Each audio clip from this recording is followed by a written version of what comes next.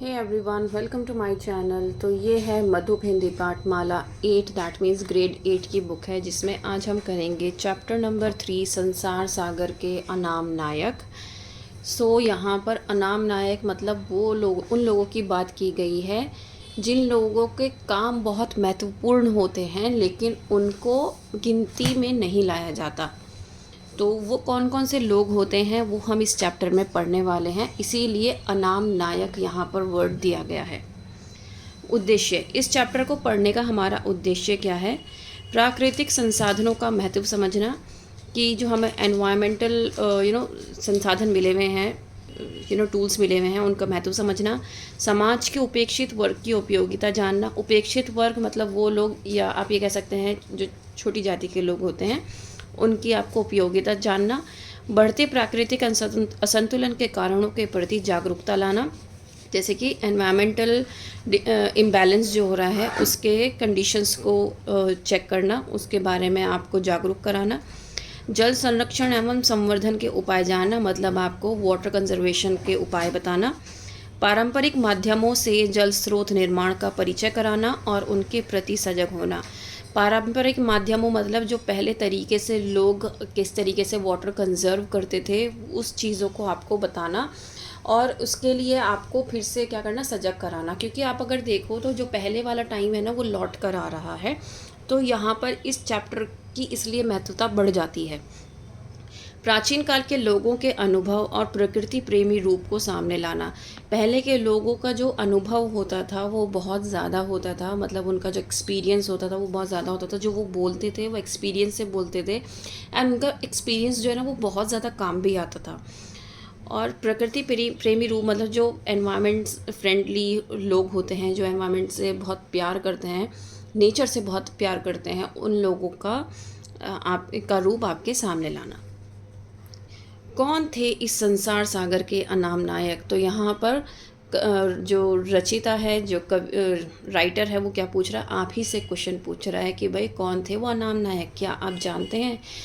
है क्या इस चैप्टर में, क्या हम पढ़ने वाले हैं? सैकड़ों हजारों तालाब अचानक से प्रकट नहीं हुए थे। इनके पीछे हजारों लोग थे जिन्होंने इन्हें बनवाया। तो आप जो अपने चारों तरफ तालाब, पॉन्ड्स हम कहते हैं ना, पॉन्ड्स में पानी जमा रहता है ना, रिवर्स, लेक्स तो होती हैं, लेकिन जब हम बात करते हैं पॉन्ड्स की, तो ये पॉन्ड्स जो हैं ये खुद से नहीं बने हैं, ये बनाए गए हैं, ह्यूमन मेड हैं। लेकिन पिछले 200 वर्षों में नए किस्म की थोड़ी सी पढ़ाई पड़ गए समाज ने तालाब बनाने वालों को शून्य ही बना दिया। पहले जो लोग होते थे वो क्या करते थे, तालाब बनाते थे। तालाब क्यों बनाया जाता था? पानी की बहुत ज़्यादा किल्लत होती थी, जिसकी वजह से एक गड्ढा बनाया जाता था जिसमें वहाँ पे पानी इकट्ठा होता रहता था। जहाँ पर पानी होता था तो उसके चारों तरफ गड्ढा बना दिया जाता था, जिससे पानी इकट्ठा हो जाए और लोग अपने ज़रूरत के लिए वहाँ से पानी का इस्तेमाल करें। तो यहाँ पर इस लाइन में कहा गया है कि जब से कुछ लोगों ने पढ़ाई पढ़ ली है, उसके बाद लोग अपने आप को ज़्यादा बड़ा समझने लगे हैं, बड़प्पन आ गया है, और जो तालाब बनाने वाले लोग हैं उनको कुछ भी नहीं समझा जाता। शून्य का मतलब होता है कुछ भी नहीं। इस नए समाज के मन में यह जानने की उत्सुकता नहीं बची कि उनसे पहले के दौर में कितने सारे तालाब भला कौन बनाता था। तो मतलब ये कह रहे हैं कि भाई नए समाज में जो आजकल का दौर चल रहा है, आज के टाइम में अगर आप ये चैप्टर ना पढ़ो तो आपको ये पता भी ना चलता कि तालाब जो है लोगों ने बनाए हैं, राइट। अब क्योंकि आप इस चैप्टर को पढ़ रहे हो तो आपको ये पता चल रहा है कि भाई ये तालाब जो हैं, ये जो पॉन्ड्स हैं, ये लोगों ने बनाए हैं, और ये काफ़ी टाइम पहले, जो 200 साल पहले जो लोग रहते थे, उनके पास इतनी नॉलेज थी कि यहाँ इस ज़मीन से इस जगह पर पानी निकल जाएगा तो वो वहाँ पर तालाब बना लेते थे। तो अब आप ये सोचिए कि आज के टाइम में अगर हमें इस चीज़ की नॉलेज ही नहीं है तो हम इस चीज़ के लिए एंशियस क्यों होंगे, हम क्यूरियस क्यों होंगे किसी चीज़ को जानने के लिए, जब हमें थोड़ा सा भी इस चीज़ के बारे में पता होगा, राइट। अब हमें तालाब के बारे में कुछ पता ही नहीं था, हमें तो ये लगता है कि ये तो नेचुरल है, ये ऊपर वाले ने गॉड गिफ्टेड है, हमें ऐसे ही मिला है ना, नेचर की तरफ से मिला है, हमें यही लगता है। तो इसलिए हम जानने की कोई ज़्यादा हम कोशिश भी नहीं करते हैं। लेकिन क्योंकि आज आपको पता चल गया है कि तालाब जो है वो मैन मेड है, तो अब आप क्या करोगे, इसकी रिसर्च ज़रूर करोगे।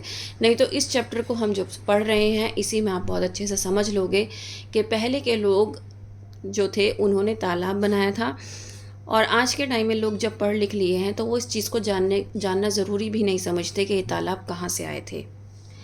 आज तो अनाम हो गए, उनका एक समय में बड़ा नाम था। अनाम मतलब अब उनका कोई नाम नहीं है, एक समय था जब उनका बहुत बड़ा नाम था। पूरे देश में तालाब बनते थे और बनाने वाले भी पूरे देश में थे। मतलब सब जगह तालाब बनते थे और सब जगह तालाब बनाने वाले भी थे। कहीं यह विद्या जाति के विद्यालय में सिखाई जाती थी तो कहीं यह जात से हटकर एक विशेष पांथ भी बन जाती थी। मतलब कहीं ये विद्या जाति के मतलब ये कहा जा रहा है कि ये विद्यालय में मतलब विद्या जाति के विद्यालय में मतलब जैसे कि एक पर्टिकुलर कोई कम्युनिटी है, वो कम्युनिटी क्या करती थी, अपनी पीढ़ी को सिखाती रहती थी। जो बुज़ुर्ग थे वो अपने छोटे लोगों को अपने औलाद को सिखाते थे, फिर उनकी औलाद अपनी औलाद को सिखाती थी। तो यहाँ पर जो ये विद्या जाति के विद्यालय कहा गया है, ये क्या कहा गया है कि दर पीढ़ी वो अपनी औलाद को सिखाते थे इस काम को, और इस तरीके से वो आगे बढ़ते चले जाते थे। बनाने वाले लोग कहीं एक जगह बसे मिलते थे तो कहीं वे घूम घूम कर इस काम को करते थे। तो यहाँ पर बताया गया है कि जो बनाने वाले लोग थे, कई बार तो वो एक जगह पे मिल जाते थे, कई बार क्योंकि सभी जगह पे तालाब बनाया जाता था, तो कई बार वो लोग घूम घूम कर क्या करते थे, तालाब बनाते थे। गजदर एक सुंदर शब्द है तालाब बनाने वालों को आदर के साथ याद करने के लिए। तो यहाँ पर उनको बहुत ज़्यादा आदर दिया गया है और उनको बताया गया है गजदर। जो तालाब बनाने वाले होते हैं उनको क्या बताया गया है, गजदर। राजस्थान के कुछ भागों में यह शब्द आज भी बाकी है, क्योंकि आप जानते हैं कि राजस्थान एक ऐसी जगह है जहाँ पर पानी की किल्लत है, इस वजह से ये वहाँ पर आज भी मौजूद है। गजधर यानी जो गज को धारण करता हो, जो गज वही, और गज वही जो नापने के काम आता है। गज को धारण करने का मतलब ये है, गज हम जानते हैं कि मापने के लिए हम गज का इस्तेमाल करते हैं। इतने गज की ज़मीन है, हम ये बोलते हैं ना। तो गजधर क्या नाम रखा गया, जो गज को धरता हो, मतलब जो गज का धारण करता हो, जो जो एकदम से पहचान जाए कि यहाँ पर पानी है। लेकिन फिर भी समाज में इन्हें 3 हाथ की लोहे की छड़ लेकर घूमने वाला मिस्त्री नहीं माना। उसके बाद भी लोगों ने इन्हें 3 हाथ की लोहे की छड़ लेकर, मतलब ये इस तरीके से लोहे की जो छड़ होती है, इसको क्या किया गया, इसको ले वो नहीं माना, इनको मिस्त्री नहीं माना। गजदर तो समाज की गहराई नाप ले, उसे ऐसा दर्जा दिया गया है। गजदर को बहुत वैल्यू प्रदान की गई है, बहुत वैल्यू प्रोवाइड की गई है। रीज़न उसका ये है क्योंकि उनके पास एक्सपीरियंस बहुत था, इसलिए उनको बहुत ज़्यादा रिस्पेक्ट भी दी गई है। गजधर वास्तुकार थे। गांव समाज हो या नगर समाज, उसके नव निर्माण की रख रखाव की जिम्मेदारी गजधर निभाते थे। नगर नियोजन से लेकर छोटे निर्माण के काम गजधर के कंधों पर टिके थे। वे योजना बनाते थे, कुल काम की लागत निकालते थे, काम में लगने वाली सारी सामग्री जुटाते थे, और इस सब के बदले वे अपने जजमान से ऐसा कुछ नहीं मांग बैठते थे जो वे दे ना पाएं। लोग भी ऐसे थे कि उनसे जो कुछ बनता वे गजधर को भेंट कर देते। अब गजधर जो थे वो वास्तुकार थे। यहाँ पे वास्तुकार क्यों कहा गया है, क्योंकि कहीं भी किसी भी चीज़ का निर्माण करना होता था तो गजधर को बुलाया जाता था। तो यहाँ पर जब हम बात कर रहे हैं निर्माण करने की, तो यहाँ पर सबसे ज़्यादा है तालाब की, है ना। तालाब बनाने के लिए किसको बुलाया जाता था, गजधर को बुलाया जाता था। उसके नव निर्माण की, रख रखाव की, मतलब अगर आपने एक बार तालाब बना दिया तो इसका मतलब ये थोड़ी ना है कि वहाँ से हमेशा पानी आता रहेगा उस जगह पे। वाटर टेबल नीचे भी जाता है तो आगे भी ज़रूरत पड़ती है हमें। तो रख रखाव की यहाँ पर इसलिए ज़रूरत पड़ती थी गजधर की, ठीक है। नगर नियोजन से लेकर छोटे निर्माण के काम गजधर के कंधों पर टिके थे। मतलब सारे काम किसके ऊपर थे, गजधर के थे। वो एक तरीके से पूरा जो काम था उस पर्टिकुलर एरिया का, वो किसको दे देते थे, वो गजधर को दे देते थे। अब उसमें कितना सामान लगेगा, कितनी लागत लगेगी, वो सब गजधर अपने आप देखते थे। लेकिन वो गजधर कभी भी इतना पैसा नहीं मांगते थे कि सामने वाला जो उनका मालिक है, जो काम करा रहा है, वो उनको ना दे सके। लेकिन जो काम कराने वाले लोग होते थे वो भी इतने अच्छे होते थे कि वो भेंट में, मतलब उनको एज अ गिफ्ट काफ़ी अच्छी चीज़ें उनको प्रोवाइड कर देते थे। काम पूरा होने पर पारिश्रमिक के अलावा गजधर को सम्मान भी मिलता था। अब जैसे यहाँ पे क्या क्या मिलता था वो सब पता चलेगा आपको इस पैराग्राफ में, कि काम पूरा होने पर उन्होंने जो उसमें बहुत ज़्यादा मेहनत की है उसका उन्हें क्या मिलता था, बहुत ज़्यादा रिस्पेक्ट मिलती थी। सरोपा भेंट करना अब शायद सिर्फ सिख परंपरा में ही बचा है, पर अभी कुछ समय पहले तक राजस्थान में गजदर को गृहस्थ की ओर से बड़े आदर के साथ सरोपा भेंट किया जाता रहा है। तो सरोपा का मतलब होता है सिर से पैर तक के वस्त्रभूषण, मतलब जो कपड़े लत्ते हैं और जो उनकी ज्वेलरी है वो सब उनको प्रोवाइड करना। तो सरोपा भेंट करना क्या है, सिर्फ सिख परंपरा ही बचा है, पर कुछ समय पहले तक राजस्थान में भी गजदर को भी गृहस्थ की ओर से ये सब दिया जाता था। पगड़ी बांधने के अलावा चांदी और कभी कभी सोने के बटन भी भेंट दिए जाते थे। तो ये सब किसको दिए जाते थे? गजदर को। ज़मीन भी उनके नाम की जाती थी। पगड़ी पहनाए जाने के बाद गजदर अपने साथ काम करने वाली टोली के कुछ और लोगों का नाम बताते थे। उन्हें भी पारिश्रमिक के अलावा यथाशक्ति कुछ न कुछ भेंट दी जाती थी। अब लोग क्या करते थे, जो गजदर होते थे वो अपने साथ काम करने वाले में से कुछ ऐसे लोगों को का नाम लेते थे जो जिन्होंने उनका मतलब कहते हैं ना, ये मेरा दायां हाथ है, ये मेरा बायां हाथ है, ऐसे बोलते हैं ना हम लोगों को। तो जो उनका बहुत ज़्यादा काम करने वाला भरोसेमंद इंसान होता था तो वो उसका नाम भी लेते थे। फिर जो वहाँ वो जो जिन्होंने काम कराया है वो क्या करते थे, अपनी यथाशक्ति अनुसार, यथाशक्ति मतलब जितनी उनकी हैसियत है उसके मुताबिक वो उनको पैसे देते थे या सामान देते थे और कुछ ना कुछ भेंट कर देते थे। कृतज्ञता का यह भाव तालाब बनने के बाद होने वाले भोज में विशेष रूप से देखने में आता था। तो ये एक लेन देन वाला ये जो चीज़ थी, मतलब आप इतना रिस्पेक्ट देना और गिफ्ट प्रोवाइड करना, सिर्फ गजदर को ही नहीं, जो उसके साथ काम कर रहे हैं उसको भी। तो ये विशेष रूप से जो भोजन उनको दिया जाता था काम ख़त्म होने के बाद, उसमें बहुत अच्छे से दिखाई देता था। अभ्यस्त आँखों का सुंदर उदाहरण थे गजदर। गुरु शिष्य परंपरा से काम सिखाया जाता था। नए हाथ को पुराना हाथ इतना सिखाता, इतना उठाता कि वह कुछ समय बाद जोड़िया बन जाता। तो यहाँ पर क्या कहा गया है, मतलब अच्छा उदाहरण क्यों कहा गया है? गुरु शिष्य परंपरा उन्होंने निभाई कि वो क्या करते थे, नया हाथ पुराना हाथ को इतना सिखाता, मतलब जो जैसे कि फादर अपने सन को सिखा रहा है, तो फादर क्या हो गया, पुराना हाथ, और सन क्या हो गया, नया हाथ, क्योंकि वो नया नया काम ज्वाइन कर रहा है। तो फादर क्या करते थे, मतलब ये मैं आपको फादर और सन का एक एग्जांपल लेके बता रही हूँ। तो जैसे फादर के पास पूरी नॉलेज है, पूरा एक्सपीरियंस है, तो वो जब अपने बेटे को काम सिखाना शुरू करेंगे तो वो अपना एक्सपीरियंस शेयर करेंगे, वो अपना नॉलेज शेयर करेंगे बच्चे के साथ, और इस तरीके से वो इतना ज़्यादा उसको सिखाते थे, इतना ज़्यादा सिखाते थे कि वो उसका जोड़िया कहलाता था। जोड़िया का मतलब जोड़ीदार, जो उसका बराबर का साथ दे। जोड़िया यानी गजदर का विश्वसनीय साथी, जिस पे वो आंख बंद करके यकीन कर सकता है। तो ये सिर्फ बाप और बेटा नहीं हो सकता, ये कोई भी हो सकता था ग्रुप में, ठीक है। एक गजदर के साथ कई जोड़ियाँ होते थे। कुछ अच्छे जोड़ियों वाले गजदर स्वयं इतने ऊपर उठ जाते कि बस फिर उनका नाम ही गजदर रह जाता, पर गज उनका छूट जाता। अच्छे गजदर की एक परिभाषा यह थी कि वो औजारों को हाथ नहीं लगाते, सिर्फ जगह देखकर निर्णय लेते कि यहाँ क्या करना है। वे एक जगह बैठ जाते और सारा काम उनके मौखिक निर्देश पर चलता रहता।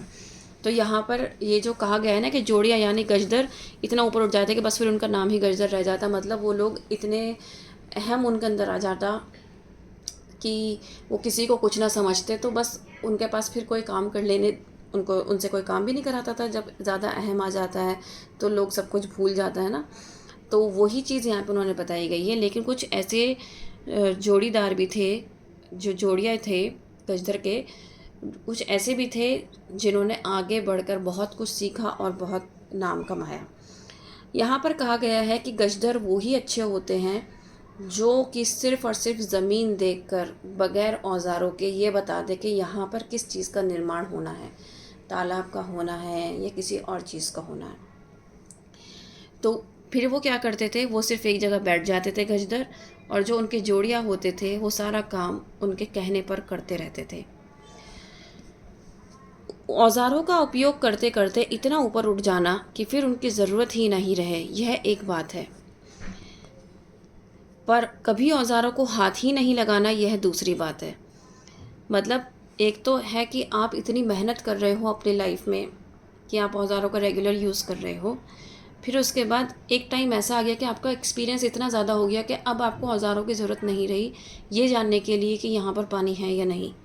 ठीक है, तो ये एक हो गया आपका एक्सपीरियंस। अब एक दूसरा होता है कि आप चाहते ही नहीं हो कि मैं किसी औज़ार से इसको चेक करूं कि यहाँ पे पानी है या नहीं, और ऐसे ही अनुमान लगाकर वहीं पे खुदाई शुरू कर दूं जबकि वहाँ पानी निकले ना, क्योंकि मेरे पास एक्सपीरियंस नहीं है, राइट। तो ये दो बातें यहाँ पर कही गई हैं। ऐसे सिद्ध सिरभाव कहलाते थे। सिरभाव किसी भी औज़ार के बिना पानी की ठीक जगह बताते थे। तो ऐसे लोग जो औज़ारों को हाथ ही नहीं लगाते थे वो उनको क्या कहा गया है, सिरभाव कहा गया है। ठीक है, वो औज़ारों के बिना ही क्या करते थे, पानी की बिल्कुल सही जगह बताते थे। किसी जाति विशेष से नहीं होते थे। जल सूंघा यानी भूजल को सूंघकर बताने वाले लोग भी सिरभाव जैसे ही होते थे। भूजल को मतलब पानी, जो भूजल जो धरती का पानी है उसको सूंघकर क्या करते थे, वो बताते थे कि यहाँ पर पानी है या नहीं है। तो वो भी सिरभाव जैसे ही होते थे। वे भी जल की तरंगों के संकेत को आम या जामुन की लकड़ी की सहायता से पकड़कर पानी का पता बता देते थे। मतलब आप ये देखो, आम की और जामुन की लकड़ी से पकड़कर कि किस दिशा में पानी बह रहा है, उस हिसाब से वो क्या करते थे, ये बता देते थे कि यहाँ पर पानी है। यह काम आज भी जारी है।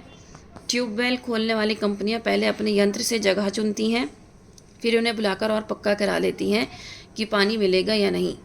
अब देखो, ट्यूबवेल हम जानते हैं कि हर एक खेत में मौजूद होता है और बहुत ज़रूरी होता है, क्योंकि खेतों को पानी दिया जाता है ट्यूबवेल के थ्रू। तो ट्यूबवेल जब बनाया जाता है तो जो कंपनी ट्यूबवेल बना रही होती है वो क्या करती है, पहले तो वो अपने मशीन्स के थ्रू क्या करती है, देख लेती है कि भाई ये यहाँ पर पानी है या नहीं इस जगह पर। अब उस चीज़ को पुख्ता करने के लिए कि यहाँ पर पानी हम खुदाई करें और पानी ना निकले, फिर क्या होगा, हम इतनी मेहनत भी करेंगे क्योंकि उन्हें मज़दूरों को तो पैसे देने ही होते हैं। तो वो क्या करते हैं, इन सिरभाव लोगों को जो ये होते हैं इनको बुलाकर चेक कराते हैं कि वाकई में यहाँ पे पानी है या नहीं। तो वो जब कंफर्म कर देते कि हाँ यहाँ पर पानी है, तो फिर वो खुदाई कराते हैं और उसकी बाउंड्री बनवा देते हैं और इस तरीके से ट्यूबवेल रेडी हो जाता है। तो दैट मीन्स आज के टाइम में भी सिरभाव यूजेबल है, आप यूज़ करते हैं, हमारी कंट्री में यूज़ होता है। ये इनका एक्सपीरियंस बहुत मैटर करता है। सोनकर और सुनकर शब्द सोने का काम करने वालों के लिए थे, पर यह सोना सोना नहीं, मिट्टी ही था। तालाब की जगह का चुनाव करते समय बुलई बिना बुलाए जाते थे। बुलई यानी जिन्हें गांव की पूरी पूरी जानकारी रहती थी, कहाँ कैसी ज़मीन है, किसकी है, पहले कहाँ कहाँ तालाब बावड़ी आदि बन चुके हैं, कहीं और बन सकते हैं, कहाँ और बन सकते हैं, ऐसी सब जानकारियाँ बुलई को कंठस्थ रहती थी। फिर भी उनके पास इन सब का बारीक हिसाब किताब लिखा हुआ भी मिलता था। अब बुलई कौन लोग थे? बुलई वो लोग थे जिनको ये पता रहता था कि गांव में किस जगह कहाँ पर पहले तालाब था या बावड़ी थी। बावड़ी मतलब छोटा सा गड्ढा होता है जो बनाया जाता है पानी वाटर को कंजर्व करने के लिए। बुलई कहीं ढेर भी कहलाते थे और इसी तरह मिर्धा थे।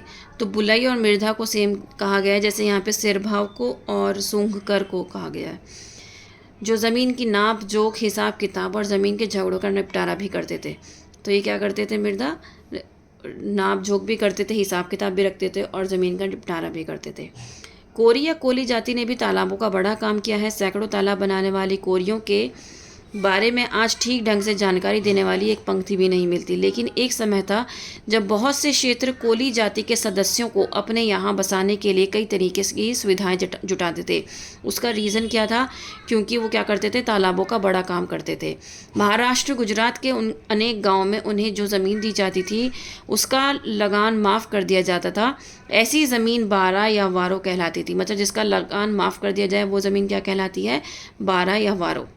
तो महाराष्ट्र और गुजरात में ऐसे बहुत सारी ज़मीनें उनको दी जाती थी और उनका लगान माफ़ कर दिया जाता था। लगान क्या होता है? टैक्स होता है, जो उनको पे करना होता है उसको माफ़ कर दिया जाता था।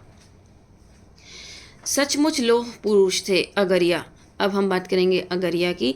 यह जाति लोहे के काम के कारण जानी जाती थी, पर कहीं कहीं अगरिया तालाब भी बनाते थे। तालाब खोदने के औजार गेंती, फावड़ा, बेल, मेटाक, तसले या तगाड़ी बनाने वाले लोग उन औजारों को चलाने में भी किसी से पीछे नहीं थे। बेल से ही बेलदार शब्द बना है। तो अगरिया क्या काम करते थे, एक तो औजार बनाते थे, साथ साथ वो इन औजारों को चलाना भी जानते थे और तालाब बनाना भी जानते थे। माली समाज और इस काम में लगी परिहार जाति का भी तालाब बनाने में, तालाब बनने पर उसमें कमल कुमुदनी लगाने में योगदान रहता था। कहीं कहीं तालाब के किनारे ही कुछ ज़मीन केवल माली परिवारों के लिए सुरक्षित रखी जाती थी। उनका जीवन तालाब से चलता था और जीवन भर वे तालाब की रखवाली करते थे। तो माली परिवार जो क्या करते थे, उसके चारों तरफ पेड़ पौधे लगाते थे और उसकी सिंचाई जो है तालाब के पानी से करते थे और उस तालाब की देखरेख भी करते थे। राजस्थान में यही काम कौन करते थे, मीणा करते थे। अलवर ज़िले में एक छोटी सी नई संस्था तरुण भारत संघ ने पिछले 10 वर्षों में 2000 से अधिक तालाब बनाए हैं। उसे हर गांव में यही लगा कि पूरा गांव तालाब बनाना जानता है। कठिन से कठिन मामलों में संस्था को बाहर से कोई सलाह नहीं लेनी पड़ी, क्योंकि भीतर तो मीणा थे जो पीढ़ियों से यहाँ तालाब बनाते रहे हैं। मतलब उन्होंने इतने सारे तालाब बनाए और इन सब तालाब बनाने में उनको किसी की भी सलाह की ज़रूरत नहीं पड़ी, क्योंकि उनके ग्रुप में ही कौन थे, मीणा थे जो पीढ़ियों से तालाब बनाते आ रहे थे। एक तरफ दक्षिण में नीर घंटी जैसे हरिजन थे तो पश्चिम में पालीवाल जैसे ब्राह्मण भी थे। तो नीलघंटी कौन थे, हरिजन थे, और पालीवाल कौन थे, ब्राह्मण थे। जैसलमेर जोधपुर के पास 10वीं सदी में पल्ली नगर में बसने के कारण ये पल्लीवाल या पालीवाल कहलाए। क्यों कहलाए ये पालीवाल, क्योंकि पल्ली नगर में बसते थे। इन ब्राह्मणों को मरुभूमि में बरसने वाले थोड़े से पानी की पूरी तरह से रोक लेने का अच्छा कौशल सध गया था। इन ब्राह्मणों के पास, पालीवाल के पास क्या कौशल थी इनके पास, कि जो बारिश का पानी है या थोड़ा सा भी पानी है, उस पानी को ये रोक लेते थे धरती पर। वे खडीन के अच्छे निर्माता थे। खडीन मतलब छोटे छोटे गड्ढे बनाना। मरुभूमि का कोई ऐसा बड़ा टुकड़ा जहाँ पानी बहकर आता हो, वहाँ 2 या 3 तरफ से मेंढबंदी कर पानी रोककर विशेष ढंग से तैयार बांधनुमा खेत को खडीन कहा जाता है। तो ये खडीन की इन्होंने बताया है। सपोज करो पानी बहकर कहीं से आ रहा है, तो वहाँ पर क्या करा, गड्ढा बना दिया और उसके चारों तरफ 3 जगह से क्या कर दी, बाउंड्री कर दी, ताकि पानी आए तो उसमें फिल होता रहे। तो ये क्या कहलाया जाता है, खडीन कहलाया जाता है। खडीन खेत के बाद में है, पहले तो तालाब ही है। मरुभूमि में सैकड़ों मन अनाज इन्हीं खडीनों में पैदा किए जाता रहा है। आज भी जोधपुर, जैसलमेर, बाड़मेर क्षेत्र में सैकड़ों खडीन खड़ी नज़र आ जाती हैं। तो ये खडीन किस लिए यूज़ करते थे, ये इसमें क्रॉप प्रोडक्शन करते थे। लेकिन पानी के काम के अलावा स्वाभिमान भी क्या होता है, इसे पालीवाल ही जानते थे। जैसलमेर में न जाने कितने गांव पालीवालों के थे। राजा से किसी समय विवाद हुआ, बस रातों रात पालीवालों के गांव खाली हो गए। क्यों हो गए, स्वाभिमानी लोग थे इसलिए। राजा से कोई नोक झोंक हो गई होगी, वो उनसे सह नहीं पाए वो लोग, और उन्होंने गांव ही खाली कर दिया। एक से एक कीमती सुंदर घर, कुएं, खडीन सब छोड़कर पालीवाल राज्य से बाहर हो गए। आज उनके वीरान गांव और घर जैसलमेर में पर्यटकों को गाइड बड़े गर्व के साथ दिखाते हैं। मतलब ये गाइड क्या करते हैं, उन पालीवाल के घर दिखाए जाते हैं। पालीवाल वहाँ से निकलकर कहाँ कहाँ गए इसका ठीक अंदाज नहीं है, पर एक मुख्य धारा आगरा और जौनपुर में जा बसी है। अपने पूरे शरीर पर राम नाम का गुदना गुदवाने और राम नाम की चादर ओढ़ने वाले छत्तीसगढ़ के राम नामी तालाबों के अच्छे जानकार थे। अब ये कौन है, रामनामी। रामनामी क्यों कहा गया है, क्योंकि इन्होंने क्या करवा रखा है, अपने जिस्म पर, अपनी बॉडी पर राम का नाम गुदवा रखा है और उन्हीं की चादर को ओढ़ते हैं, मतलब उन्हीं का नाम जपते रहते हैं। मिट्टी का काम राम का ही नाम था इनके लिए। रायपुर, बिलासपुर और रायगढ़ जिलों में फैले इस संप्रदाय के लोग छत्तीसगढ़ क्षेत्र में घूम घूम कर तालाब खोदते रहे हैं। ठीक है, संभवतः इस घूमने के कारण ही इन्हें बंजारा भी मान लिया गया था। बंजारा कौन होता है, जो एक जगह से दूसरी जगह घूमता रहता है और जहाँ पर जाता है थोड़ी देर के लिए अपना टेंट सा बनाता है और फिर वहाँ पे रहता है। छत्तीसगढ़ में कई गांव में लोग ये कहते हुए मिल जाएंगे कि उनका तालाब बंजारों ने बनाया था। बंजारे मतलब जो रामनामी है। ये रामनामी परिवारों में हिंदू होते हुए भी अंतिम संस्कार में अग्नि नहीं दी जाती थी, मिट्टी में दफनाया जाता था। क्यों ऐसा किया गया था, क्योंकि मिट्टी उनके लिए मिट्टी से बड़ा उनके लिए कुछ नहीं था। जीवन भर राम का नाम लेकर तालाब का काम करने वालों के लिए जीवन के पूर्ण विराम की इससे पवित्र और कौन सी रीति होगी, क्योंकि वो हमेशा से मिट्टी का काम करते आए थे और राम का नाम लेते आए थे। तो इसी वजह से उन्होंने क्या किया कि उन्होंने अपने जिसकी भी मृत्यु हो जाती थी उसको आग ना देकर उसको मिट्टी में दफन किया जाता था, क्योंकि उनके लिए राम का नाम बहुत बड़ा था और उनके लिए ये बहुत बड़ी बात थी कि वो मिट्टी का काम करते थे और मिट्टी में ही वो दफन करते थे अपने परिवार वालों को। आज ये सब अनाम हो गए हैं, मतलब हमें सुनाई भी नहीं देते। अगर आप ये चैप्टर ना पढ़ते तो आपको ये सब वर्ड्स, इन सब लोगों की जाति के नाम आपको कभी नहीं पता चलते। सैकड़ों हज़ारों तालाब शून्य में से प्रकट नहीं हुए थे, लेकिन उन्हें बनाने वाले लोग आज शून्य बना दिए गए हैं।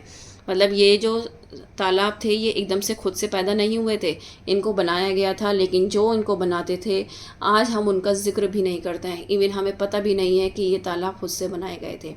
तो ये किसने बनाई है? ये लिखी है अनुपम मिश्र ने, और बहुत ही अच्छी स्टोरी है।